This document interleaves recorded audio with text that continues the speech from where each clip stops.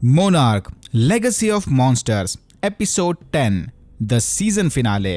अपनी जवान grand mother को जिंदा सामने देखकर केट काफी हैरान थी।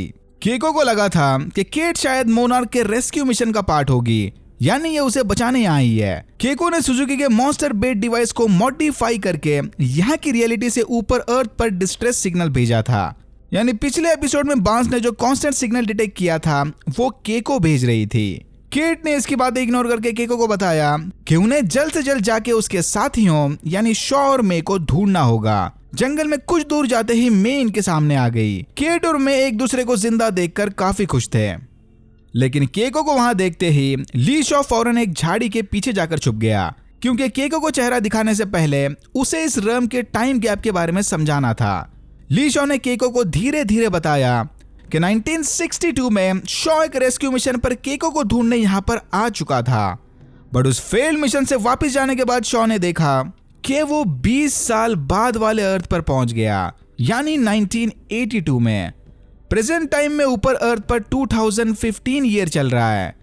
केको के धीरे धीरे समझ आ गया कि अर्थ और हॉलो अर्थ के बीच मौजूद ग्रेविटेशनल डिफरेंसेस की वजह से दोनों रियलिटीज के बीच खास तौर पर इस जगह पर जबरदस्त टाइम डिफरेंसेस है और इधर का टाइम काफी स्लो चलता है। Time warping. केको को रियलाइज हुआ कि वो इस वक्त अर्थ और हॉलो अर्थ के बीच बने एक्सिस यानी एक्सिस मंडी पर है। कुछ मिथोलॉजीज के मुताबिक हमारी दुनिया और जन्नत के बीच बने इस डिवीजन या एक्सिस को एक्सिस मुंडी कहा जाता है। बट इस सिचुएशन में एक्सिस मंडी अर्थ को हेवन की जगह हॉलो अर्थ से जोड़ता है, इसीलिए यहाँ की लाइट इतनी अजीब और जगह जगह पर पोर्टल्स हैं। बूढ़े ली शॉ को अपने सामने देखकर केको काफी इमोशनल हो गई। इस सीन में दोनों कैरेक्टर्स ने काफी कमाल की एक्टिंग की है, लेकिन केको के शॉक्स अभी तक खत्म नहीं हुए। जल्दी से पता चला कि अपने हॉलो अर्थ वाली थ्योरी को प्रूव करने के मिशन के दौरान बिली रैंडा स्कल आइलैंड पर मारा गया। केको यहाँ पर सिर्फ 57 डेज से अटकी हुई थी और बस इतने ही टाइम में उसने मानो अपना सब कुछ खो दिया। टाइम, फैमिली, लाइफ और खास तौर पर अपनी रियलिटी। केको को थोड़ा हल्का फील करवाने केट ने उसे बताया कि बिल रैंडा तो अब नहीं रहे, बट केको का बेटा हिरोशी अभी भी जिंदा है और केट हिरोशी की बेटी यानी केको की पोती है। अगेन केको की कुछ समझ में नहीं आ रहा था कि वो कैसे रिएक्ट करे। उसका दिमाग इतनी सारी इंफॉर्मेशन को एक साथ प्रोसेस करके परेशान हुआ जा रहा था। ऊपर अर्थ पर हिरोशी ने केंटारो को बताया कि वो मॉन्स्टर्स को पोर्टल के बाहर निकालकर रैंडा फैमिली की रिसर्च को प्रूव करना चाहता था, लेकिन इसी हॉलो अर्थ थ्योरी को प्रूव करने के चक्कर में इसने भी अपना सब कुछ खो दिया। हिरोशी चाहता है कि अब केंटारो भी इसके साथ मिलकर उनके फैमिली रिसर्च को आगे बढ़ाए, बट केंटारो अब हिरोशी के काम को लेकर ऑब्सेशन और झूठी बातों से तंग आ चुका था। उसे हिरोशी के साथ काम करने में कोई इंटरेस्ट नहीं था। दूसरी तरफ टिम की भी अब समझ आ रहा था कि शॉ शायद मोनार्क के बारे में ठीक ही बोल रहा था। टिम के बहुत समझाने के बावजूद भी वर्डू को बांस को मिले सिग्नल को पूरी तरह से इग्नोर करके बाकी कामों में लगी हुई थी, क्योंकि अपेरेंटली वर्डू को लगता है कि मोनार्क को अपने सारे रिसोर्सेज फ्यूचर मॉन्स्टर अटैक्स को रोकने में लगाने चाहिए, ना कि नीचे से आने वाले सिग्नल को ट्रैक करके चंद लोगों की जानें बचाने में। यह सुनते ही टिम ने गुस्से में मोनार्क को छोड़ दिया। टिम यहां से निकलकर सीधा केंटारो से मिलने चला गया।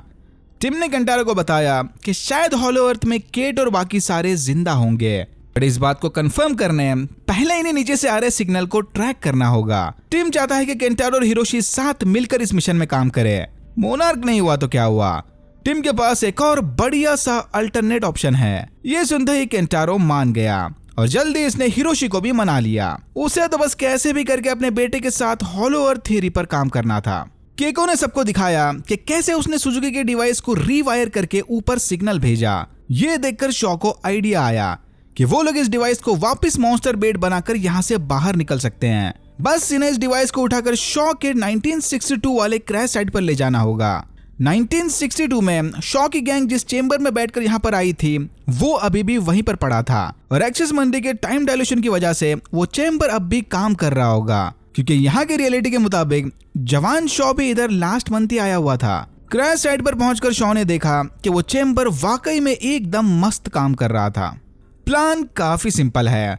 शॉ सुजुकी के डिवाइस को चेंबर से कनेक्ट करके एक्टिवेट कर देगा।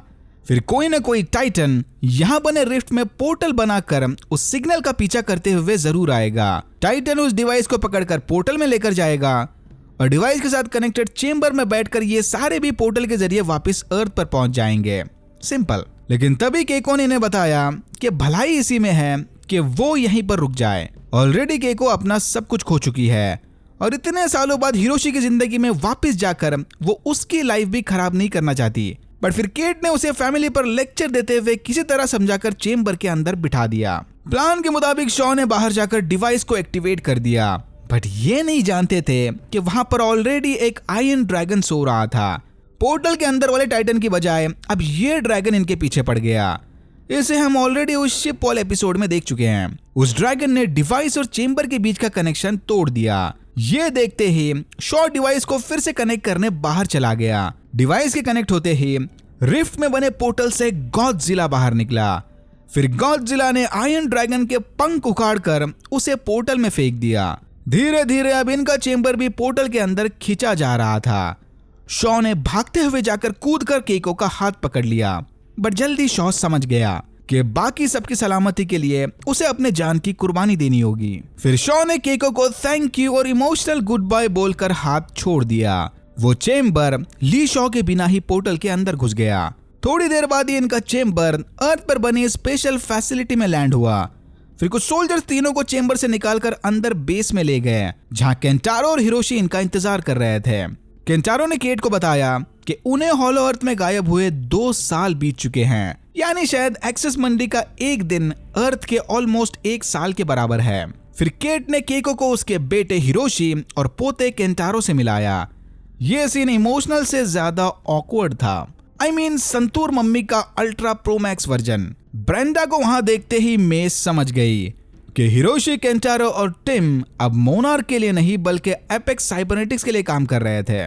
उन्होंने ही इनके रेस्क्यू मिशन को फंड किया था। तभी वहां पर जोर जोर से सायरन्स बजने लगे और सोल्जर्स सबको लेकर अंदर भाग गए। एंड सीन में हमने देखा कि एपेक्स साइबरनेटिक्स का ये रिसर्च सेंटर एक्चुअल में स्कल आइलैंड पर बना है और गुस्सेल कॉन्ग इनके स्टेशन की बैंड बजाने के फुल मूड में है। शो का करंट प्रेजेंट टाइम 2017 होने की वजह से कॉन्ग अभी तक स्कल आइलैंड में ही है, इंडिकेटिंग कि अगर मोनार्क लेगेसी ऑफ मॉन्स्टर्स का सेकंड सीजन आया तो वो स्कल आइलैंड पर बेस्ड होगा। और टू बी ऑनेस्ट, वो वाला शो देखना मैं ज्यादा पसंद करूंगा। मोनार्क लेगेसी ऑफ मॉन्स्टर्स के फर्स्ट सीजन को मिलते हैं 7 आउट ऑफ 10। शायद हम एक टीवी सीरीज के नजरिए से इससे कुछ ज्यादा ही एक्सपेक्ट कर रहे थे। गलती शो क्रिएटर्स की है। मार्केटिंग मटेरियल्स में इतने भर भर के मॉन्स्टर्स नहीं दिखाने चाहिए थे। माना कि ज्यादा मॉन्स्टर्स देखने नहीं मिले, बट अगर इसे मॉन्स्टर वर्स के एक्सटेंडेड यूनिवर्स की तरह देखें तो इस शो ने काफी वर्ल्ड बिल्डिंग की है। स्पेशली वो एक्सिस मंडी वाला टाइम डिफरेंस रिवील और एपेक्स साइबरनेटिक्स की बेसिक ओरिजिन स्टोरी। भाई अगर सीजन 2 बनाना है ना तो पूरा स्कल आइलैंड के सीक्रेट्स रिवील करने पे बनाना, फालतू का फैमिली ड्रामा नहीं देखना। बाकी आपको क्या लगता है वो नीचे कमेंट सेक्शन में लिखकर बताना। Alright, that's it for now. अगर आपको वीडियो अच्छा लगा तो please like, share and subscribe for more videos like this. मैंने ऐसे और भी वीडियोस बनाए जिनके लिंक्स आपको डिस्क्रिप्शन बॉक्स में मिल जाएंगे। Thank you very much for watching and I am hoping to see you in my next one.